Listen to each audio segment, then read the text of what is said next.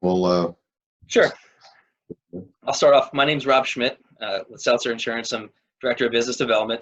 We're looking forward to having a great day today. John, I'll let you introduce yourself.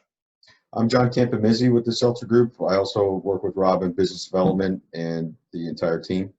Bob Cawley is joining us today. Bob, do you want to tell everybody a little bit about yourself? Sure. As John mentioned, my name is Bob Cawley. I'm the president of Peerless Business Advisors. We are a division of Mass Mutual Eastern Pennsylvania. We're located in Center Valley, PA. We have offices in the Kingston, Wilkes-Barre area, also in Center City, Philadelphia, and Horsham. So we're a full-fledged financial services firm. We work primarily with closely held and family-owned companies. Great. Thanks, Bob.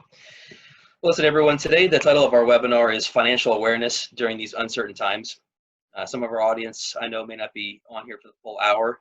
So, Bob, let's start off by saying, what's the most important thing you can share with us today that applies to everyone on this phone call?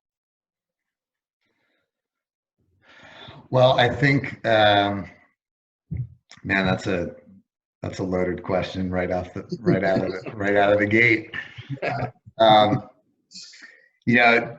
During these unprecedented times, I think it gives everyone an opportunity to take a temperature check on their own affairs and whether or not they have their house in order, and making sure that you have things well planned out, thought out, is as important as ever now. At least it's in your face right now, right? So most people, I feel, take action when there's a catastrophic event that occurs, whether it's to you personally or to a friend or a colleague.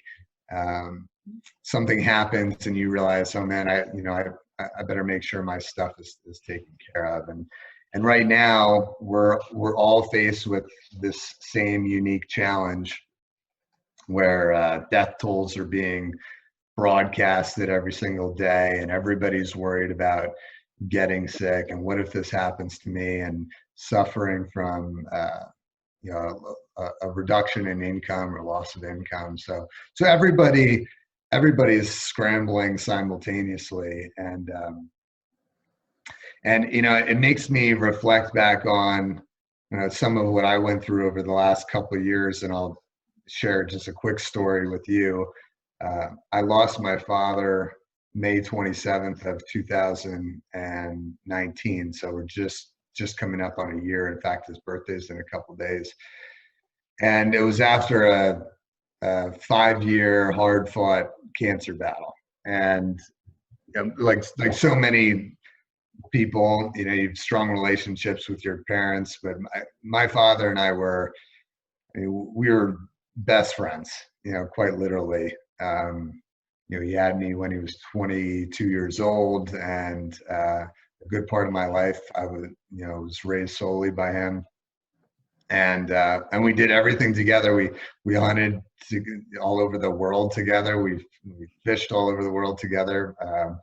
We went to the gym every day together. I mean, we were really, really tight. And at 58, he was one of the healthiest guys that you could ever know. He was in the gym every day, super, super fit, ate great, no underlying health issues whatsoever. And he went to the hospital one night with a cough and left with an undiagnosed or unspecified, I should say, cancer diagnosis. They found a tumor the size of a large grapefruit in his chest. And it turned out he had a very rare form of cancer called thymoma, which is one of the rarest forms of cancer. So we spent a couple of years going all over the country, getting treatments from different places. There's only 2 specialists in the entire country that focus on that cancer. It doesn't get much attention because it's so rare. And 5 years into it, he succumbed to the disease. So at 63, he passed away, and it was an extremely humbling experience, but a lot to be learned from it. He left behind, obviously, myself, two grandchildren, my two kids, and my younger sister, who's only 21 now. She was 15 at the time, and a third wife with two stepchildren, and a brother who's dependent on him, and so a lot of dynamics that we were able to talk through, and he was able to express his wishes and desires, which changed over time. He was able to address his legal documents properly, so not to leave me in a position to make decisions where, you know, he was able to think everything through down to the most minute details. He was a small business owner. You know, at 61, he was no longer able to work because of the amount of treatments that he was undergoing. So he was technically disabled, and we had to go down that path. So here's a guy at 58 who was just strong as an ox. He was still, you know, bench pressing 275 pounds at 58 years old. And at 60, he is disabled. And at 63, he's gone. And I think the takeaway for me that I always reflect on is, as much planning as we did, you know, I was his financial advisor for 15 plus years. He was one of my first clients, and obviously as his son, I had his best interest in mind, and I knew where every dollar was. I knew where every property deed was, every title of ownership, every account. I knew everything that he wanted down to the smallest detail, and all of his stuff was up to date. Nothing was left unturned, and it has still been extremely complicated over the last 11 months. As the executor of his affairs, as the trustee handling the money for all of the people that depended on him, it has been very complicated. The dynamics between family and finances are challenging.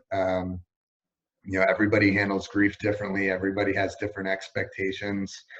So I can only imagine, and I see this on a daily basis, because we talk through these issues with our clients.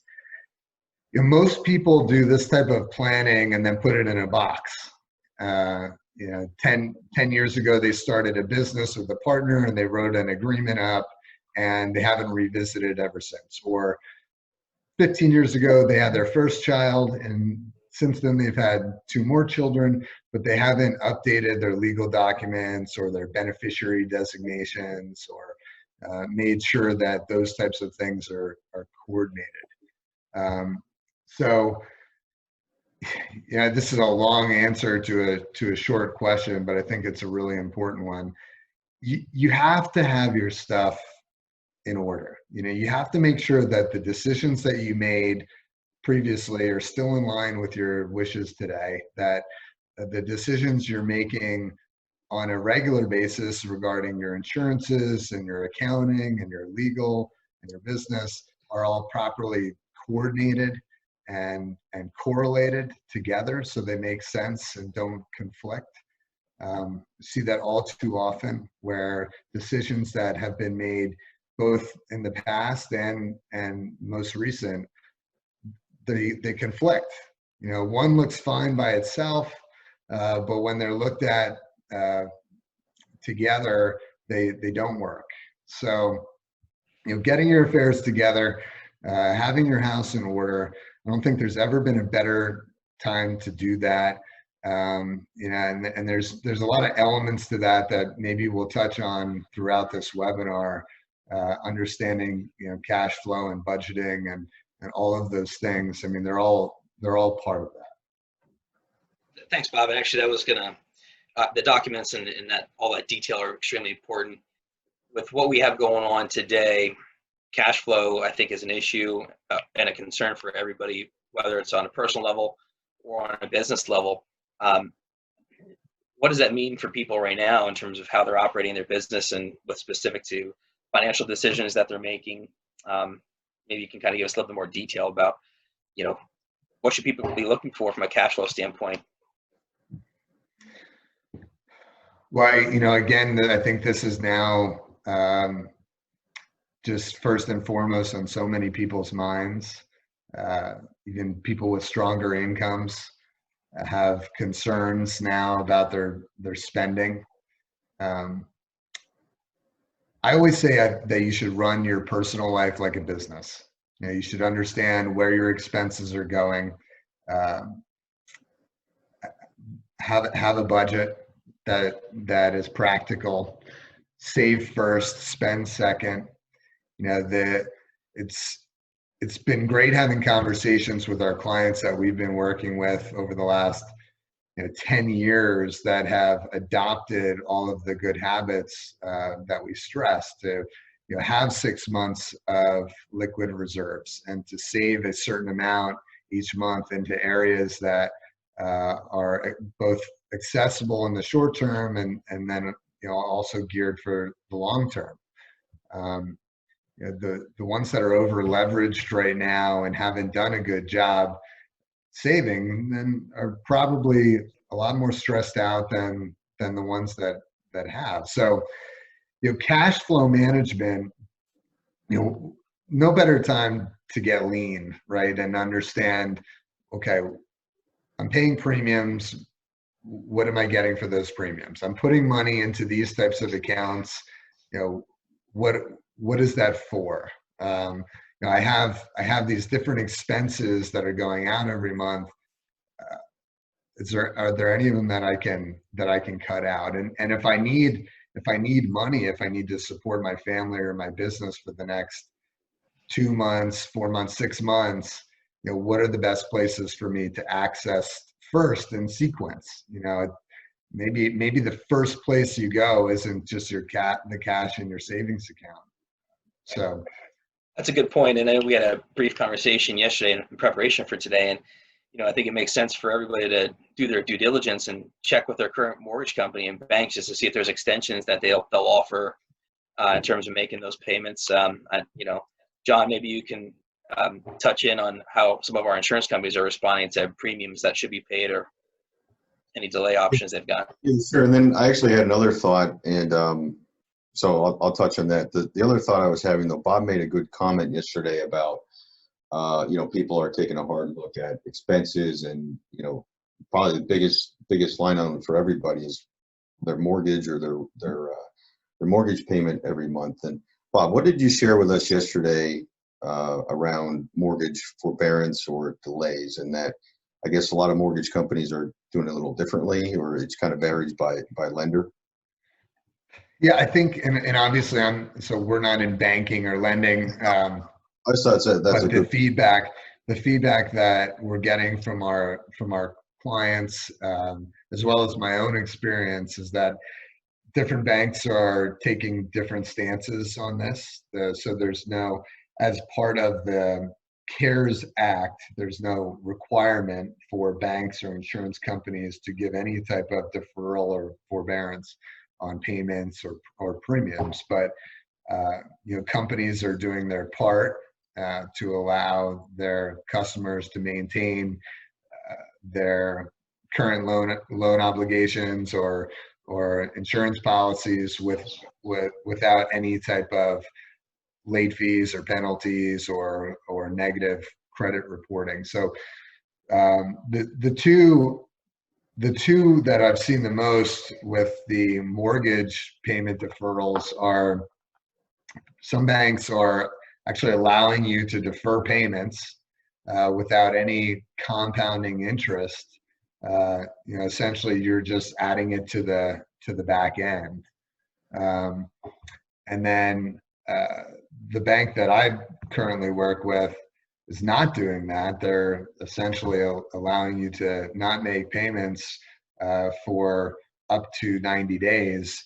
But in that fourth month, you're going to get a bill that is 4 months worth of mortgage payments. So there's really, it's a deferral that maybe for some people helps, But there's really there's no true relief. So it's, there's no free lunch. Nobody's waiving payments. It's either a deferral or it's getting added to the back end. Yeah, I just bring that up because that's a great question for folks to flush out. And if they're calling and they're evaluating that situation, that's something they need to make sure that they. So before I forget, because I'm glad you brought it up.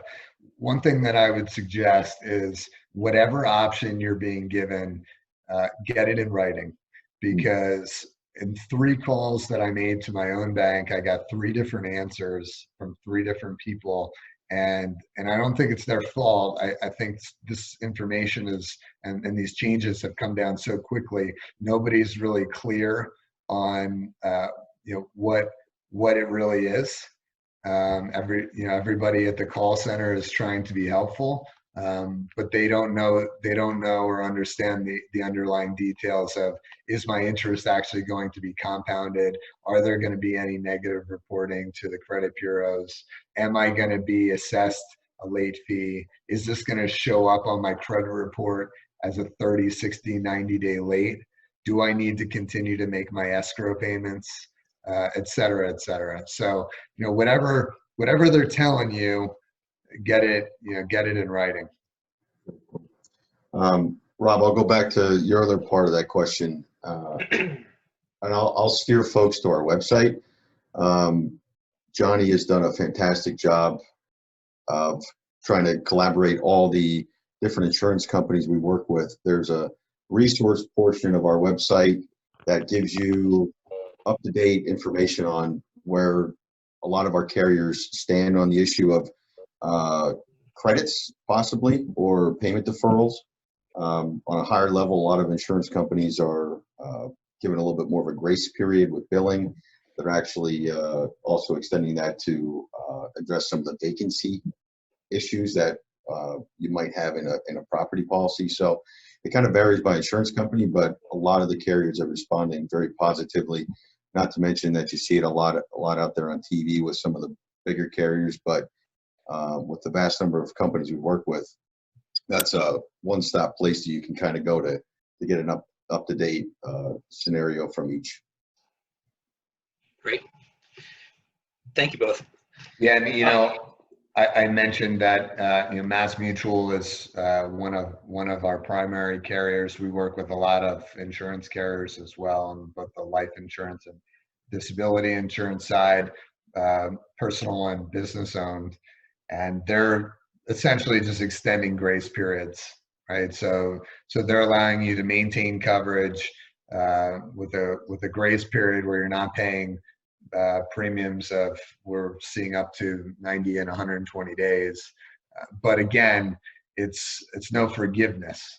So there's whatever payments you're not making this month, or they're going to be due in 3 months or 4 months. But they are allowing some leniency there. Good. I'll throw this next question out to both of you guys, and it may not be something we have a definitive answer on, other than, again, to make sure that folks are aware and they're asking. With a lot of the things coming out of the federal government, it's around protecting medical coverage for employees, and a lot of the ancillary, that's a very insurance word, but a lot of the ancillary coverage, like life insurance, disability, things like that, those are very much optional. What kind of questions are you guys seeing, or are folks making any decisions around not keeping those things going? Because a lot of time, unfortunately, people will rely on life insurance just through work, and then they don't have it anywhere else outside of their employer. So is that something that's kind of being talked about? Let me ask a little bit more detail that question to Bob. That's a great point. A secondary part of that question would be, obviously with a lot of businesses, they're having to lay people off. And so if your primary life insurance was part of a group plan that you had with your company, now you're laid off and you don't have the ability to port that life insurance product. We're seeing a lot of that right now with a lot of our commercial customers. Bob, can you kind of give us some insight as to either some recommendations or, what you guys are seeing, how you're responding to these things? Yeah, we've had, obviously with death being pushed in our face every single day, a lot of people have been inquiring on purchasing additional coverage or just coverage in general. Of course, there's some challenges right now within our industry. Life insurance companies in general are facing what they would consider a higher risk level than normal, with likely above average mortality rates this year. So how is that going to change their pricing and their underwriting and all of those things is yet to be seen. There's a lot going on right now behind the scenes there, but those companies are still very active. They've made significant changes just over the last couple of years with algorithmic underwriting, where based on your age and your overall health, with underlying medical records and the amount that you're applying for, could potentially get coverage without any medical exams needed, without any face-to-face contact with an examiner. Everything can be done digitally. Typically up to $1 million is what we're seeing with most carriers. So if you've lost your coverage because of, as an employer, you dropped a group sponsored plan for cost, or the group coverage is not portable to the employee, there's a lot of individual coverage options out there that should be pursued. And furthermore, most people should take this opportunity to think about, is the coverage that I actually have in place appropriate? Is it enough? Is it structured right?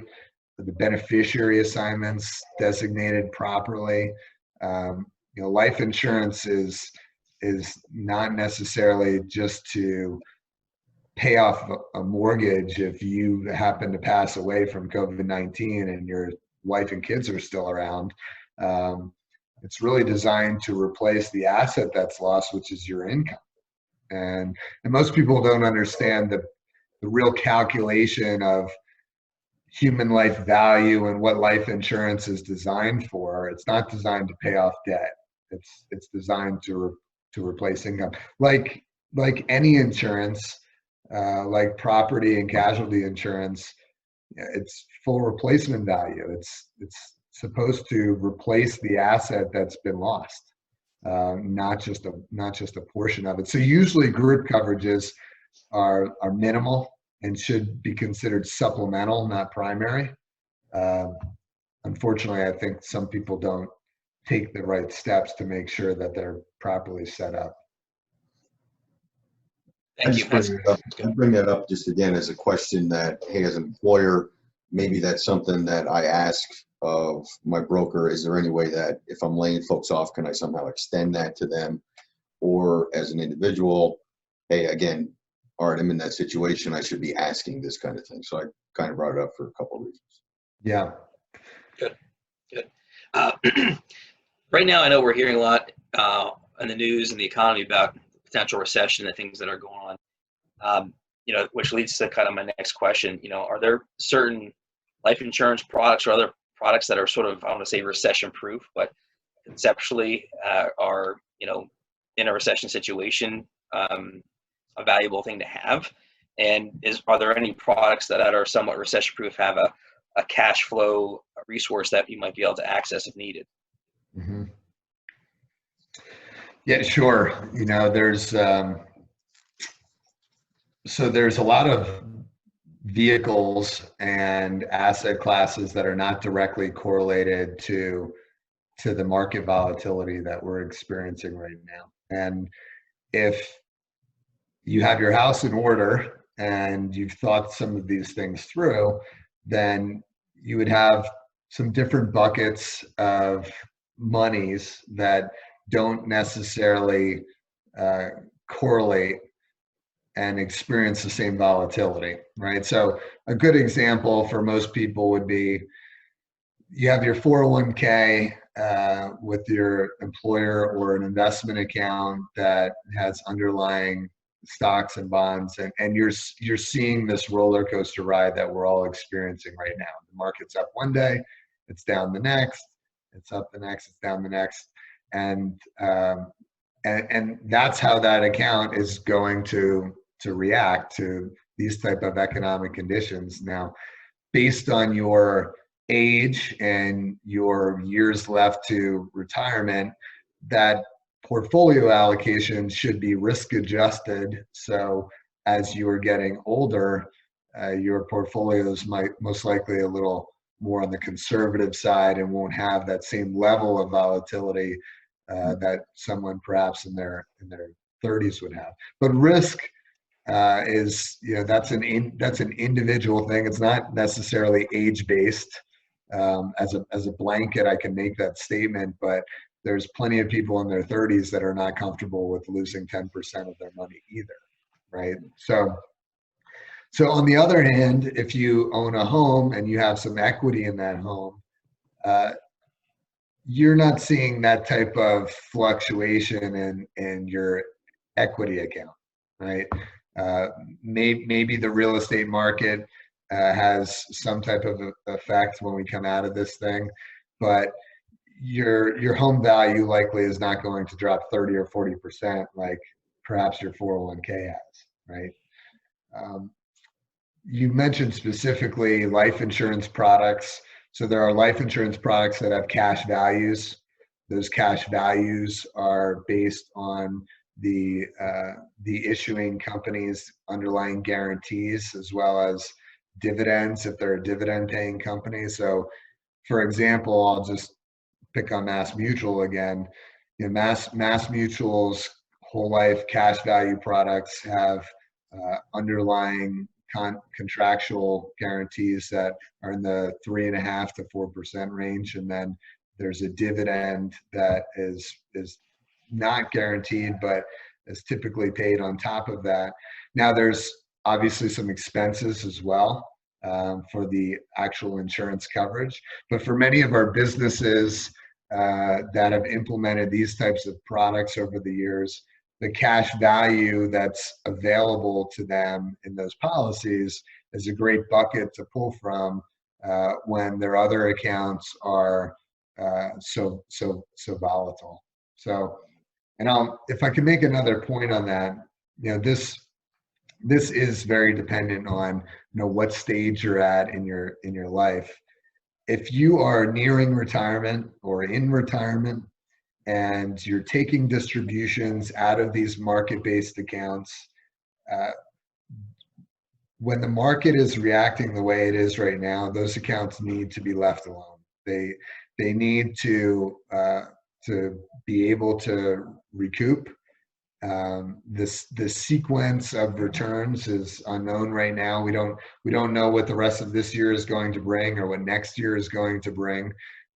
We can look back at historical market trends and recognize that typically when the market falls off a cliff like it has over the last 2 months, and nobody is going to predict at this point where the bottom is or how long this is going to last. But when things start to recover, they typically go the same direction. So, for example, if you look at 2008, when the market dropped, I actually have a market chart in front of me. So 2008, the Dow Jones dropped 34%. And in the following year, it was up 19%. In 2000, 2001, 2002, we had an extended bear market where things were not good for an extended period of time. And in 2002, the market was down 17% at the end of that year, and then it was preceded by a 25% return in 2003. So those accounts, if left alone, will have the opportunity to experience the upside in the market. If you continue to draw money out of them in the form of distributions or move that money to cash, then you potentially lose that upside, and that's an individual decision. I think it needs to be based on your overall financial picture, but having uncorrelated asset classes to pull from during these times is extremely valuable. So whether it's cash value of life insurance or cash in the bank or some treasuries or some bonds that haven't been affected as much, or CDs, home equity, etc.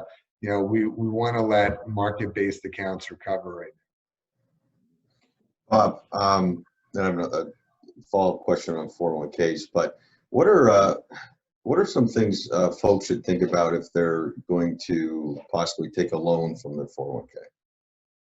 Is that a good tool at this time, or is that? So I would say it's a tool.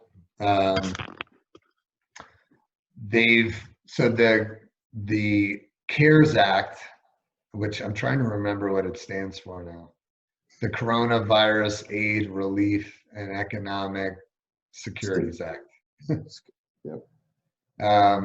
has changed some of the provisions on 401k loans. So where it used to be $50,000 in a 12-month period,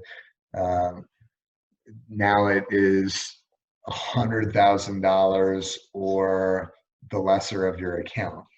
So it used to be, and we have 2 401k experts in our office, and I'm not one of them, but I can spat out these details. It used to be $50,000 or 50% of your account was your maximum loan availability.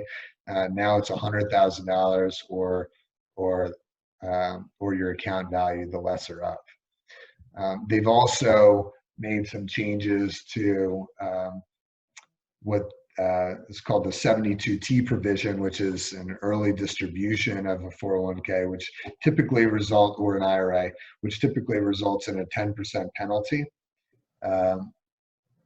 And that is being waived with a maximum qualifying distribution of $100,000. So it needs to be considered what they're calling a CRD, which is a coronavirus-related distribution, which most people could qualify for. So you either need to be diagnosed with COVID, a spouse or a dependent diagnosed with COVID, or experience some type of adverse financial consequence due to being quarantined, furloughed, laid off, work hours reduced, whatever, which is what obviously most people are qualifying by. So understand that a 401k loan is going to require repayment, and those repayments will begin immediately. So, and it's not a statement that comes in the mail. It's coming directly out of your paycheck, just like your 401k contribution did. A distribution is not going to need to be repaid, but can be repaid and put back into the account. From my understanding, and you'd want to check with your accountant on this, they're extending that period for 3 years, I believe. So, Well, we're kind of on the subject of 401ks. Are you getting any questions from individuals or companies on changing their contributions on a corporate level or an individual level? And what kind of things are you advising individuals to do? So, every business is in a different situation right now, and it doesn't surprise me that businesses are changing some of their matching contributions, which I think all of them are considering it temporary, right? And it's to be expected. I remember going through all of that in 2008, where businesses that were previously matching dollar for dollar reduced or did away with completely their matching contributions. They, of course, have to adhere to the 401k provisions based on the type of account they have set up for their employees, and whether or not a matching contribution is required or not. But as a participant, I think it's no different than the way you should really always be looking at things. This kind of goes back to the theme of having your house in order. You know, if your debt is structured properly and you have savings in the bank that you could access tomorrow, and you feel totally comfortable paying your bills out of the money that you have at your fingertips, then by all means contribute to your retirement account or continue to contribute to it. You know, I won't really make judgment on whether now is a great time to go into the market or not. You know, I think most people, if you turn on, you know, any of the channels or read any articles right now, they're going to talk about stocks being on sale. And when the market is down, that's often how investors look at it, as an opportune time to put their money into the market. That again is an individual decision and should be based on what your overall financial picture looks like. If you're not in that situation and you're putting things on credit cards right now, and you don't have money in the bank, and you're nervous about what the next 2 months are going to look like for you, then putting money into a retirement account that you're not going to be able to access until you're 59 and a half, or you're going to have to take it through a 72T provision or as a loan, doesn't make sense. And I don't think there's any harm or any shame in stopping contributions into an account that you were comfortable with 2 months ago, but right now you need money in your paycheck because it's limited. There's nothing wrong with that. And you can start it back up again in a couple months if things start to level out. So I don't know if that clearly. Let me interject on that one. This is a good topic that I want to get into a little bit more. So we fielded some questions from some clients as to our advice around whether an employer can stop their matching contributions in certain situations because they're concerned with cash flow and this. So, you know, and then after we get an answer from you, we can talk about the insurance ramifications of it. But advice on whether an employer can stop doing their 401k match in times like this. Are you asking me or John? Yes. This is for you, Bob. Can they stop their 401k match? Correct. Yeah. So again, there's a lot of different types of plans that are administered, and it's really going to depend on the plan. So whether it's a simple IRA or a safe harbor 401k or a profit sharing plan, those rules will be different.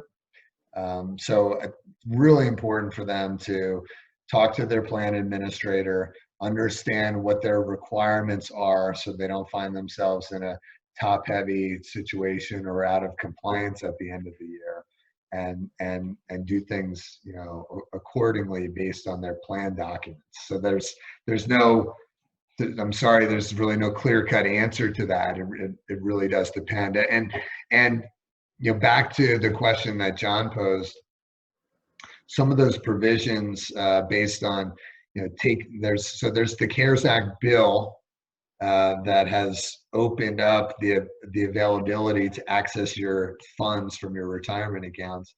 But the feedback that we're getting is, and that we're seeing with our own clients, is different plan administrators have their own sets of rules. So it's not blanket. You know, every plan sponsor is going to be handling things a little bit differently. So it's really important to, you know, reflect back to whatever advisor you're working with on that. And certainly, it's something that we can assist in helping you look into if you don't really have that great of a relationship with that plan administrator or provider, or if you did it through your payroll company, and you know, it's kind of part of that initial setup, but you really don't have good advice coming from that direction. Sure. And John, can you dig into a little bit around the insurance exposure for businesses making these decisions? Yeah, there's two that really pop into my head. Is one, the fiduciary aspect of it, and then also perhaps the employment practices liability aspect of it. And fiduciary liability is not something a lot of folks talk about, but it's very much important, and it's actually relatively inexpensive coverage that protects the named individual, the fiduciary of the company, because when claims around that arise, they can actually be held personally liable. So fiduciary liability is going to protect you for decisions that you're making around employee benefit, like such as this. So fiduciary liability is something to consider, and then also employment practices liability, just from the standpoint of, that's going to protect someone should they have a lawsuit arising out of discrimination or termination, things of that nature. Employment practices liability is always something to consider. Thank you. Bob, I got an interesting question for you, and these questions are relevant even in times not like this. But if I'm an employer and I have key employees or people who I want to potentially not lose, in times like this, there's layoffs and things going on. Are there any type of products or things that a business can implement to help keep those key employees in place? Because the last thing they want to do is lose them to a competitor. If, right now, if your competitor is operating, but you can't operate for particular reasons, you don't want to lose that key employee to a competitor. Is there a product or something in the marketplace that's advantageous to kind of keep them as part of your organization? Yeah, so I'll answer that question in two parts. So there's always products that in our world are part of the implementation of a plan, right? So a good plan that surrounds key employees is really the first step. And now, I feel like I'm being redundant in saying this as now being an opportune time, but in my view, it is such a good opportunity to step back from your business, step back from your personal life, and make sure you have your house in order, right? So with your business, if you were forced to, and who knows, with the way Governor Wolf is handling this situation, he may tell everybody that they have to shut their businesses down and open up under a new name. Not that I have any political bias, but let's assume that happened. If you had to shut your business down and open back up tomorrow under a new doing business as name, who would you want to bring with you? Now, who would you, or let me state that better, who would you not want to lose during that time? Who would be the most important people to open up that new company with you across the street? Those would be your key people. The people that are integral to your operation and your day-to-day success, the people that complement you and make your business what it is. The ones that have been with you for a long, long time, or maybe you just hired them. It really doesn't matter. But those key people, 6 months ago, you didn't want to lose them to a competitor. And certainly right now, you want to make sure that they understand how valuable they are. So it starts off with a conversation and identifying who those people are, right? And who is not replaceable. And then the conversation extends to those key people so that they understand your position and your stance on what they mean to the company, which, by the way, just that conversation goes a long way, right? And then locking them in through some type of executive benefit program is something that we spend a lot of time doing. And those types of plans are typically deferred income type of plans. So we consider non-qualified defined benefit type programs, key employee retention plans, and those programs can be funded a number of different ways.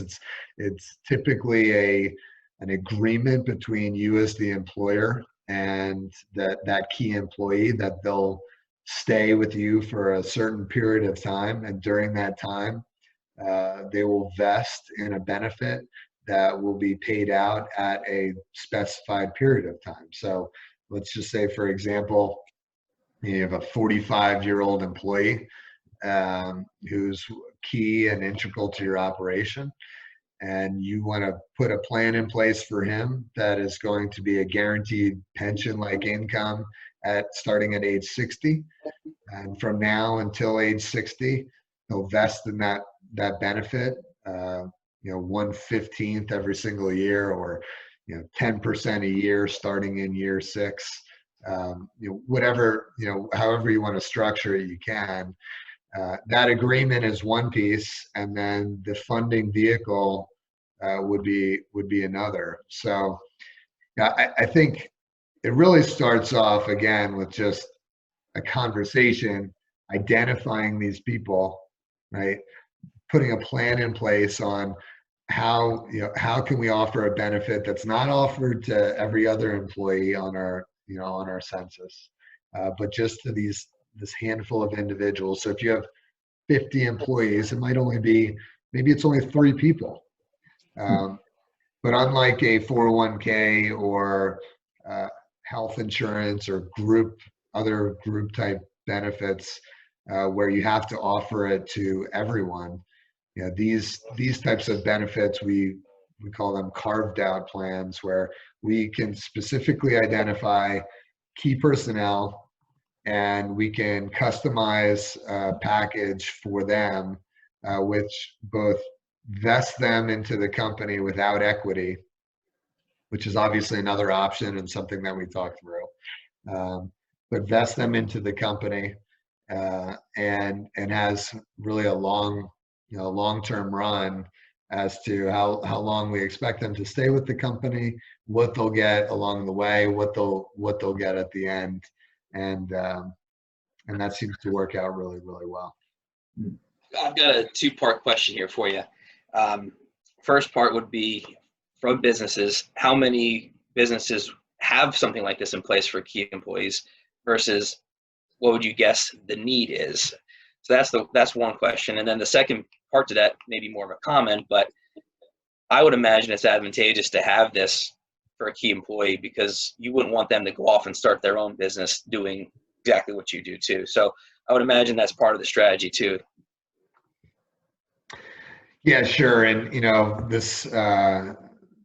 this would be more on the legal side, but of course, there's non-competes and other things that would be put in place to try to deter an employee from going out and starting their own business. But it happens all the time, regardless, non-compete or not. It happens. So, but for a well-operating business I'm a business owner. I've been running a business for 15 years. I feel like finding good people is one of the biggest challenges. And the people that we're able to put in the right positions are invaluable. And I recognize them more now than ever, because we have people at home working their butts off to keep our clients well serviced, to keep everything rolling. And we've been able to do that for the last month now without a hiccup. And it makes you realize how great your people are. And we want to reward them properly. So your question is geared specifically to rewarding them or retaining them. I'm sorry, it was retaining them. We look at it from an aspect of attracting them, retaining them, and rewarding them. So these types of plans can also be used to attract the right people from a competitor, to retain them while they're with you, and then reward them at the end. I think larger companies pay closer attention to this, because it can be very challenging to find executives, and sometimes those executives are not really married to the company. It's more of a financial move, right? So a lot of when I say larger, companies that have 100+ employees and a handful key people, they do this type of planning all the time. The smaller businesses tend to, I think, just not know it's even available, and it's probably even more important for them to do it, because they may only have 2 key critical people, and losing one of them can be significant to their bottom line. So we see very few small, mid-sized businesses that actually have these plans in place, and I would suggest that probably every business should at least understand what those options look like, and consider the few people that are invaluable as falling under that umbrella. Great. That's some good feedback today, Bob. Let's open it up to questions here quick before we run out of time today. So if anybody has a question, we have a Q&A option at the bottom of your screen if you want to chime in. Any questions for Bob or John or myself, let us know. Okay. John, anything else you want to comment on today, or any other topics you want to ask Bob about? No, I don't think so. Those are some really valuable tips. I appreciate the insight, and there's a lot of stuff we talked about, from 401ks, the life insurance planning, the key employee retention, you name it. Touched on a lot of great topics.